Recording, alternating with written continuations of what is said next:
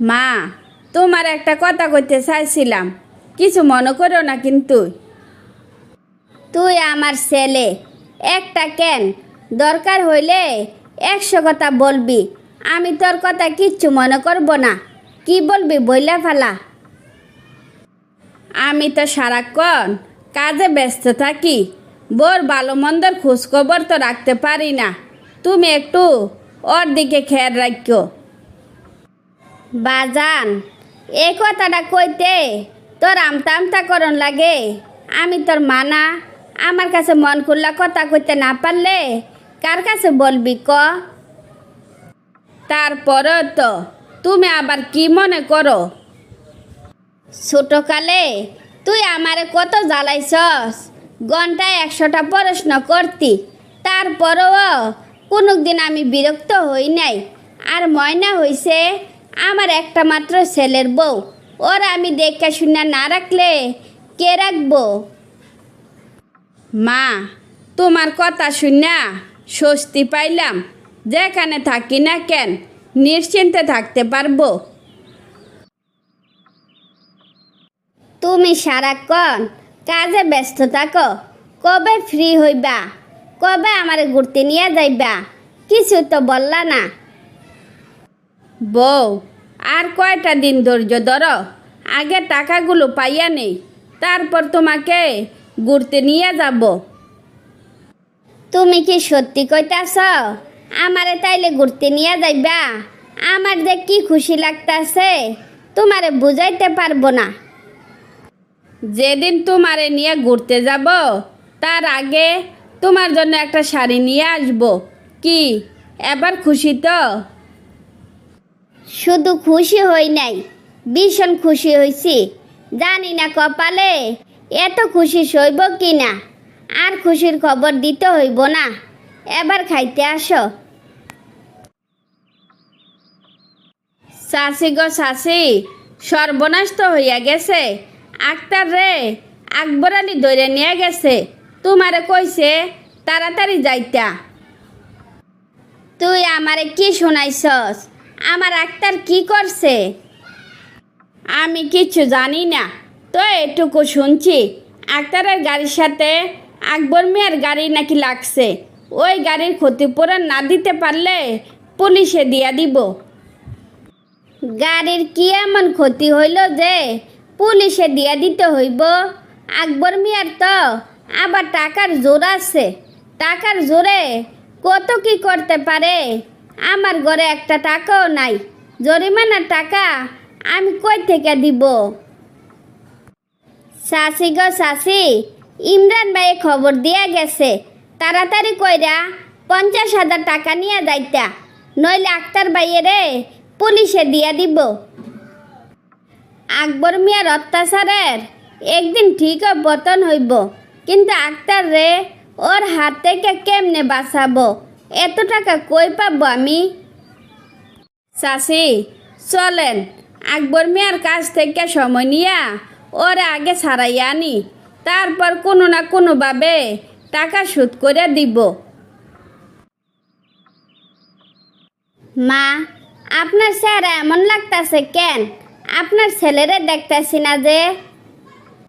আমার ছেলেরে আর দেখতে পাইবে না। আমার ছেলে নাকি আকবরের কোটি টাকার গাড়ি নষ্ট করে ফালাইছে, ওই টাকা দিতে পারি নাই দেখা ওরে পুলিশে দিয়া দিছে। জানি না আমার ছেলে কবে ফিরাইব। মা, আপনি আমার এসব কি কইতাছেন? এই ছোটোখাটো একটা ব্যাপার নিয়া ওরে পুলিশে দেওয়া লাগবো? দেশে কি কোনো আইন কানুন নাই? আকবর মিয়ার লগে কি কে কোনো দিন পারছে? ওর জোরের বিচার আল্লাহ একদিন ঠিকই করব। আমার ছেলে যদি অন্যায় করে না থাকে, ও শীঘ্রই বাড়ি ফিরে আসবো। বগো, 2টা বছর হইয়া গেল, ওর কোনোভাবে ছাড়াই আনতে পারলাম না। আর কবে ছাড়াই আনতে পারবো তারও কোনো গ্যারান্টি নাই। তাই ওর আশা ছাইড়া দিয়া তুমি চইলা যাও, আবার বিয়া শাদি কইরা সংসার করো। মা, আপনার ছেলে আমারে কইছে ভালো একটা শাড়ি কিনে দিব, তারপর আমারে ঘুরতে নিয়ে যাইব। আমার বিশ্বাস ওই একদিন ফিরে আসব। এই মিথ্যা আশায় আর তুমি থাকো না। আমি মইরা গেলে তোমারে কুকুর বিড়াল তাড়া করব, তখন তুমি কি করবা? দেখো না, মাঝে মাঝে কুকুর বিড়াল আসলে কেমনে ডাবটি দিয়া তাড়ায়। আমি না থাকলে তোমারে কে দেখে রাখবো? আপনি তো আপনার ছেলের কথা দিছিলেন আমারে দেখে রাখবেন, এখন তাইলে আমারে তাড়াইয়া দিতেছেন কেন? মারে বয়স কম তো, তাই এত কিছু বুঝবি না। বাপের বাড়ি চইলা যা, সেই ভালো। আপনি যত কথাই বলেন না কেন, আমি এই বাড়ি ছেড়ে আপনাকে ছেড়ে কোনোখানে যাব না। আপনি দেখেন নাই 2 বছরে বাপের বয়ে বাপের বাড়ি যাওয়া ছাইরা দিছি। দেখবেন আপনার ছেলে একদিন ঠিকই ফিরে আসবে। চাচি, আক্তার জামিন পাইছে, আক্তারে নিয়ে আইছি, ওরে গোসল করাইয়া খাইতে দাও। বৌমা, ও বৌমা, দেখে দাও কে আইছে। তুমি যার জন্য এতদিন অপেক্ষা করছিলা সে তোমার কাছে ফিরাইছে। বউ, আমার বিশ্বাস ছিল তুমি আমার জন্য অপেক্ষা করবা, তো তোমার মতো বউ পাওয়া ভাগ্যের ব্যাপার। তোমার মতো স্বামী পাওয়া ভাগ্যের ব্যাপার। তোমার ভালো ব্যবহারের কারণে আমি তোমারে ছাইরা যাইতে পারি নাই। বৌমা, সারাদিন মনে সুখ দুঃখের কথা কইও, আগে ওরা গোসল করাইয়া না খাইতে দাও। তারপর সবাই হাসি খুশিতে বাকি জীবন অতিবাহিত করতে লাগলো। কি ব্যাপার, মুখটা এমনি পেশার মতো করে রাখছো কেন? কি কথা কও না কেন? মুখটা পেশার মতো না কইরা কি ছাগলের মতো কইরা রাখবো? তুমি তো আমার ছাগলে বানাইয়া রাখছো, ছাগল বললে বা দোষ কি? ছাগল ছাগল যে বলতাছ, ছাগলের দাম কিন্তু কম না। তার মানে ছাগলের দাম আছে, তাই লিখে আমার কোনো দাম নাই? আমি হাইটা তোমার বাড়ি আসা পড়ছি। তুমি কি যে কও, তুমি হইছো আমার ঘরের বউ, তোমার তো দামের কোনো তুলনাই নাই। ছোটোখাটো একটা ছাগলের সাথে কেন তোমার তুলনা করতে যাব কও? আমার যদি এতই দাম থাকে, আমার কোনো আবদার তুমি পূরণ করো না কেন? এ কথাটা আমারে তুমি বুঝাইয়া কও।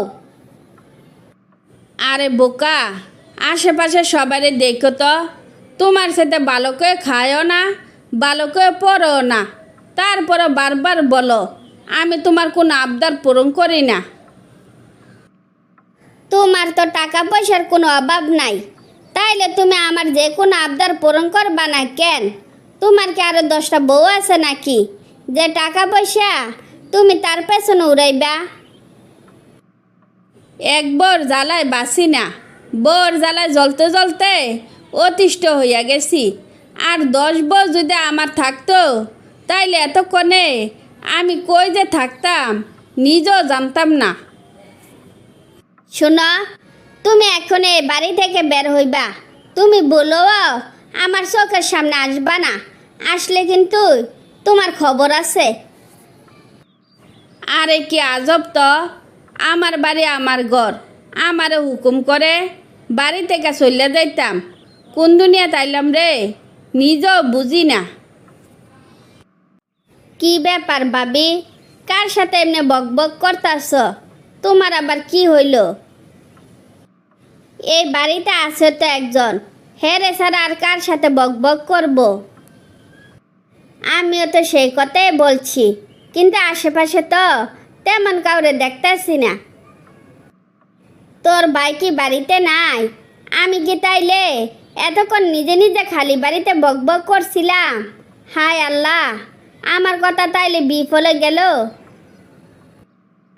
তুমি যে পরিমাণ বক বক করো, আমার ভাই তো হায়াত থাকতে মইরা যাইব, নইলে পাগল হইয়া রাস্তায় রাস্তায় ঘুরবো, তাই বলি কি এবার কাবজাব একটু বন্ধ করো।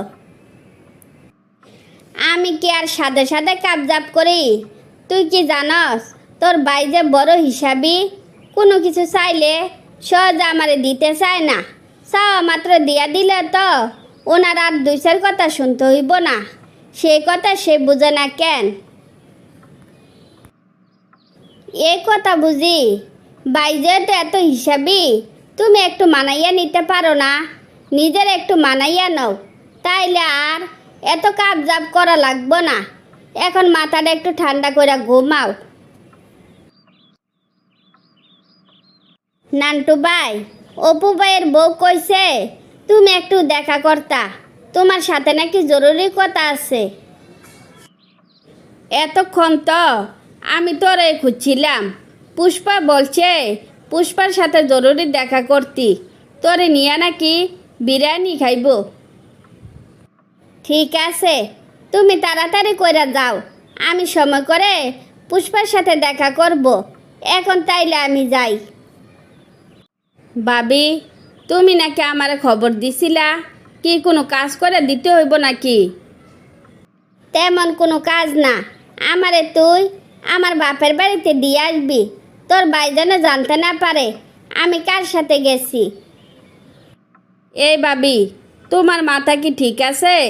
তোমার কি হয়েছে আগে আমার বলো তো, আমি তো তোমার কথার কোনো মানে বুঝতেছি না। আমি আর হিসাবি জামাই সংসার করব না। এত টাকা পয়সা থাকতে নিজের মতো করে খরচ করতে পারি না, তার জন্য বাপের বাড়িতে একেবারে চলে যাব। ওরা আমি আর মন থেকে চাই না। অপু আসলে একটা বোকা। কতবার বলছি যা করবি বউরে জানাইয়া শোনাইয়া করবি, তাইলে বউ কোনো দিনও তোর সন্দেহ করব না, আর সংসারে অশান্তিও হইব না। কিন্তু কে শুনে কার কথা?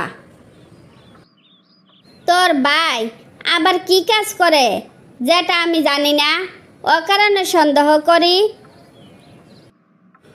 অপুর যে এত টাকা পয়সা, তারপরও ভালো একটা ড্রেস পরে না। আশেপাশের যাদের ঘর থাকে না তাদেরকে ঘর কইরা দেয়, যাদের খাবার থাকে না তাদের খাবারের ব্যবস্থা করে দেয়, যাদের চিকিৎসা করার সামর্থ্য থাকে না তাদেরকে চিকিৎসা করায়। আর এদিকে আমি খালি খাই খাই করি, আর তোর ভাই এত কিছু করে অথচ আমার কোনো দিন বুঝতে দেয় না। আমি সারাক্ষণ ওর সাথে কাবজাব করি, ওরে জ্বালাই। তোর ভাইজানরে গিয়ে বলিস আমি আর কোনো দিনও ওরে জ্বালাবো না। আমার আর বলা লাগবো না, আমি তোমার কথা শুনিয়া অনেক খুশি হয়েছি। এখন থেকে দুইজনে মিলে সবাই সুখে দুঃখে সবার পাশে থাকবো, সবাইকে ভালো রাখবো, নিজেরাও ভালো থাকবো। তারপর বোর ভুল বোঝাবুঝির অবসান হলে সুখে শান্তিতে সবাই জীবনযাপন করতে থাকে।